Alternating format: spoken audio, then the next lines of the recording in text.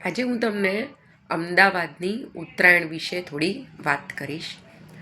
આ જે ઉત્તરાયણ છે, અમે ગઈકાલનો છે આ વિડીયો, વાસી ઉત્તરાયણનો, જે અમે અમદાવાદમાં ઢાળની પોળ છે, આસ્ટોડિયા પાસે આ ઢાળની પોળ છે. તમે માણેક ચોક જાઓ એની પહેલાં જો તમે એલિસ બ્રિજથી આવો તો માણેક ચોક જાઓ એની પહેલાં તમારે આ સામે પોળ આવે છે, મસ્જિદની સામે. બહુ ઐતિહાસિક પોળ છે. આ પોળમાં કાલે અમે ઉત્તરાયણ, વાસી ઉત્તરાયણ સેલિબ્રેટ કરી. મારા જે ભાઈ છે,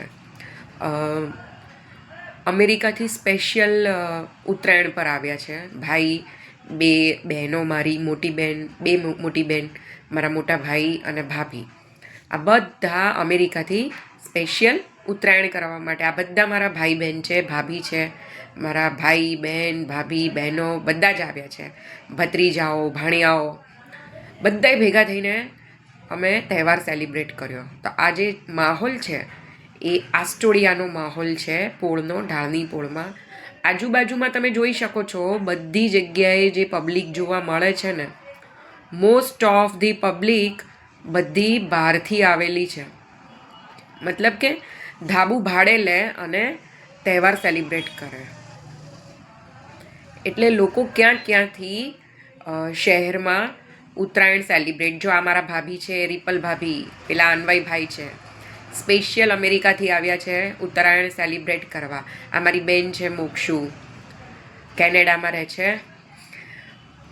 આ મારો ભાઈ છે સ્નેહલ, બહુ જ નાચવાનો શોખ છે એને. ગીત પર કોપીરાઇટ લાગે એટલે આપણે લગાવતા નથી. એ અપની તો જૈસે તૈસે ગીત ઉપર એ ડાન્સ કરે છે. આ રિપલ ભાભી પણ બહુ જ શોખીન, બધી રીતે. બધા ઉત્તરાયણ સેલિબ્રેટ કરવા માટે અહીંયા આવ્યા છે. આ એમના ભાઈની બેબી છે નાની, ઋત્વા. બધા સેલિબ્રેટ કરે છે ઉત્તરાયણ એક સાથે. અને એ જે મજા હોય છે એ અલગ જ હોય છે. એ શબ્દોમાં તમે વર્ણવી ન શકો આ વસ્તુ. આ મારા મિસ્ટર છે, એમને બહુ શોખ છે ઉત્તરાયણનો. મુંબઈમાં રહેલા છે, પણ અહીંયા ઉત્તરાયણ જુઓ તમે, પાછળ જુઓ જો કેટલા બધા લોકો છે. એક એક ધાબા ઉપર તમે જુઓ તો અમે ઉત્તરાયણની જો તમને ખરી મજા જોવી હોય ને, તો એ તમને શહેરી વિસ્તારમાં, ખાસ કરીને જે શહેર કોટડા, પોળ ને બધું હોય ત્યાં જ તમને મજા આવે. જેણે એકવાર પોળની ઉત્તરાયણ જોઈ હોય ને, એ સોસાયટીમાં તો ક્યારેય ઉત્તરાયણ સેલિબ્રેટ કરે જ નહીં. અહીંયા પતંગ પકડવાની પણ એક પાછળ જુઓ તમે, જુઓ કેટલા પતંગ, બાપરે, આકાશમાં એક સાથે જે પતંગો ઉડતા હોય છે. આ મારો સન છે, આ મારી ડોટર છે જીનલ, આ મારો સન છે સોહમ. સોહમનું નામ અમે શિવ ભગવાન ઉપર પાડ્યું છે, જીનલનું નામ અમે વિષ્ણુ ભગવાન પર પાડ્યું છે. મારા બંને છોકરાઓને પણ એટલો જ શોખ છે ઉત્તરાયણનો. પોળની ઉત્તરાયણ એમણે પહેલી વાર જોઈ આ વખતે. મને કહે છે, મમ્મી આપણે દર વખતે આવી રીતે ઉત્તરાયણ સેલિબ્રેટ કેમ ના કરીએ? મેં કીધું હા બેટા, દર વખતે ધાબા ઉપર તમારે ભાડું ખર્ચીને જવું પડે. ભાઈને બધા થોડી અમેરિકાથી રોજ રોજ આવવાના છે. પણ ખરેખર બહુ મજા આવે. તમને ઉત્તરાયણ તો પોળની જ ગમે. આ જો આખો દિવસ પતંગ ચગાવો, પછી સાંજે ફટાકડા ફોડો, નાચો.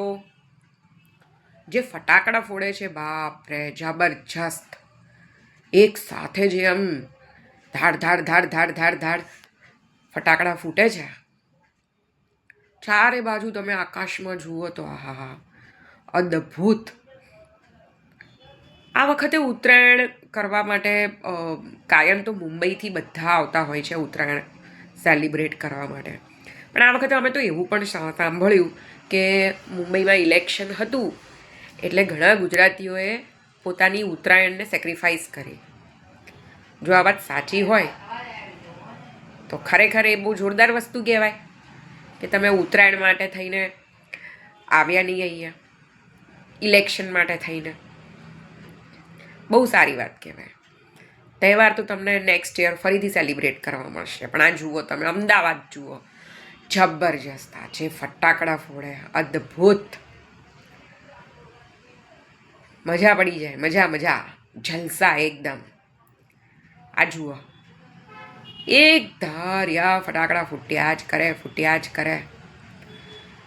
તમને એમ થાય આ બંધ કેમ નથી થતા? આ થશે ને પછી તમને જુઓ પાછી ટુક્કલ ચડે.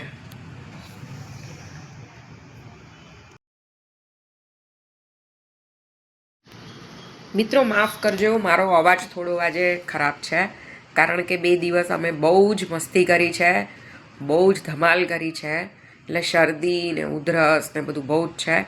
તો અવાજ કદાચ તમને એવું લાગે, બટ ખરેખર ઉત્તરાયણની મજા લેવી હોય તો તમારે અમદાવાદ અને એમાં પણ ખાસ કરીને પોળમાં આવવું પડે. પોળમાં રહેવાનો આનંદ જ અલગ હોય છે. પોળમાં આવો તમે, પોળની તમે અરેન્જમેન્ટ જુઓ બધું. આજ સુધી હું પોતે પોળમાં રહેલી છું, અમદાવાદમાં બહુવાની પોળમાં રહેલી છું. ક્યારેય પાણી ભરાવાના કોઈ પ્રોબ્લેમ થતા નથી. ક્યારેય જે તમે મોડર્ન એરિયા જે સિટીના હોય છે અને ત્યાં જે બધા પ્રોબ્લેમ્સ હોય છે, એવા કોઈ પ્રોબ્લેમ્સ મેં આજ સુધી પોળમાં જોયા નથી. તહેવારોની મજા તમને પોળમાં જ આવે. પોળમાં જે રીતે બધા સંપીને એક તહેવારને સેલિબ્રેટ કરતા હોય છે, એની અલગ જ મજા હોય છે. એટલે પોળનું જે કલ્ચર છે એ ખરેખર પ્રિઝર્વ થવું જોઈએ. પોળમાં જે રહેવાની મજા છે, અત્યારે તમે જુઓ તો હેરિટેજ પોળ, ઘણી બધી હેરિટેજ પોળ છે. તમે જાઓ તો તમને પેલું હોટલ આગાશે છે, લાલ દરવાજા, આખું તમને ત્યાં એ વખતે પોળનું કલ્ચર તમને જોવા મળે. કેવી હવેલી હોય છે, હવેલીઓ બધી જૂની જૂની ત્યાં જોરદાર હોય છે. એટલે આ બધું એક આ કલ્ચર છે આપણું, જે પ્રિઝર્વ થવું જોઈએ. પણ તહેવારની મજા તો પોળમાં જ આવે, અને એમાં પણ ઉત્તરાયણ એટલે તો આહા જબરજસ્ત. પોળમાં જે તમને નહીં ખબર હોય, તમને કહી દઉં, ધાબાના લાખ રૂપિયા ભાડું વસૂલાય છે ઉત્તરાયણ ટાઈમે.